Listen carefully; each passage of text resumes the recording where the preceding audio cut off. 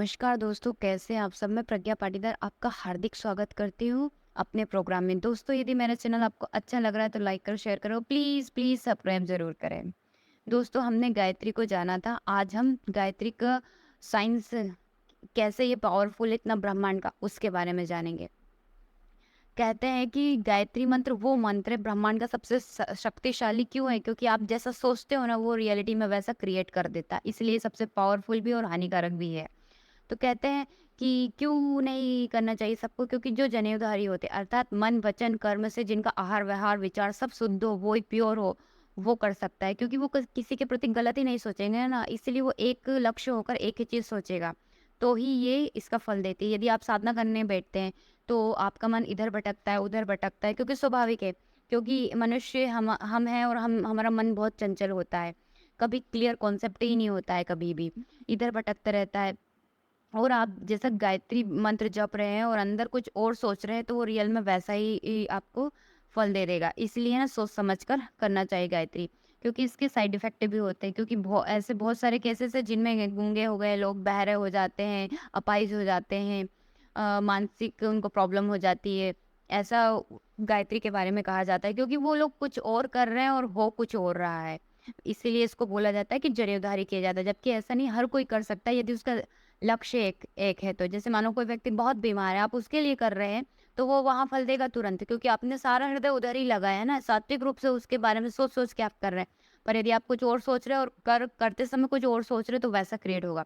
और इसको कैसे ब्रह्मांड का सबसे पावरफुल मंत्र माना जाता है, क्योंकि जब ब्रह्मांड की उत्पत्ति हुई थी तो किसी को नहीं पता कि इलेक्ट्रॉन प्रोटॉन न्यूट्रॉन कहाँ से आए, ब्रह्मांड कहाँ से आया।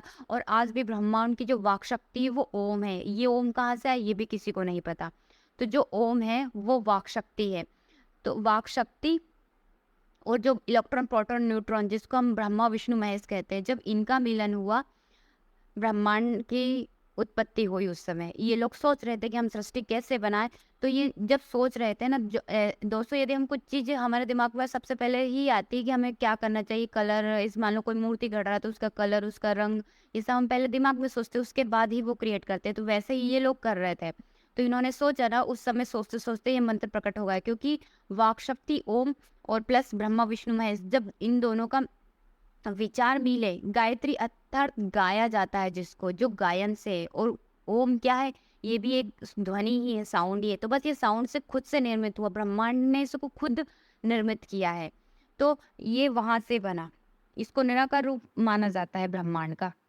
वैसे ही वहां से गायत्री मंत्र प्रकट हुआ है। जब ये सब मिल गए तो गायत्री मंत्र ऑटोमेटिक प्रकट हो गया। और कहा भी जाता है ना, तो गायत्री वेदों की जननी है, मतलब जो भी हमें ज्ञान चाहिए रहता है हम वेदों से पढ़ते हैं, तो वो ज्ञान हमें स्वयं गायत्री दे रही है। अर्थात फिर उसके बाद वेद व्यास ने इसे 4 भागों में विभक्त किया, ऋग्वेद, यजुर्वेद, सामवेद और अर्थवेद में। क्योंकि आप सोचिए, जब ओम भूर्भुवः स्वः, ओम ब्रह्मांड का वो साउंड, ओम भूर्भुवः ब्रह्मा विष्णु महेश, इसलिए इतना प्रचंड है ये गायत्री मंत्र। और कहा भी जाता है ना, जब आप गायत्री कर रहे हैं तो बहुत किस्मत वाले हैं, क्योंकि आपके ऊपर किसी की बहुत ही कृपा है। मानो पंडित जी की ही कृपा है, पंडित श्री राम शर्मा आचार्य की। तो सोचिए आप कि इतना पावरफुल मंत्र के लिए आप उनकी कृपा पा रहे हैं। गायत्री मंत्र इतना साइंटिफिक है ना कि बॉडी में हाँ सब कुछ चेंज कर देता है, मतलब आपके जो आचार विचार व्यवहार सोच तरीके, क्योंकि ये जपते हैं ना तो उसके सातों चक्र ऑटोमेटिक एक्टिव हो जाते हैं। क्योंकि जब हम प्राणायाम करते हैं ना, ये वाला गायत्री में ओम भू ओम भुआ ओम स्वाहा ओम महा ओम जहना, ये सातों चक्र का मंत्र है, इसको 7 चक्र ऑटोमेटिक एक्टिव हो जाते हैं। इसके बाद पिछले 4000 सालों से एक गायत्री मंत्र चल रहा है कंटिन्यू। मतलब गायत्री मंत्र क्या देता है? तो गायत्री मंत्र भले कोई व्यक्ति पढ़ा लिखा हो चाहे ना हो, वो सृष्टि से परे की चीजें और उसके अंदर की चीजें खुद ब खुद अंदर से प्रकट हो जाए ना, वो गायत्री देती है आपको। जो अंदर का ज्ञान आता है वो गायत्री देती है। जब बहुत फायदा चाहिए आपको या नुकसान बहुत हो रहा है, तो आप सिर्फ सिंपल सी गायत्री कर लीजिए। कि आपको कोई रास्ता ही नहीं दिख रहा है कि कहाँ जाऊँ, मैंने हर चीज़ करके देख ली, तो एक बार इसके ट्राई के लिए ले लीजिए, आप ट्राई कर लीजिए।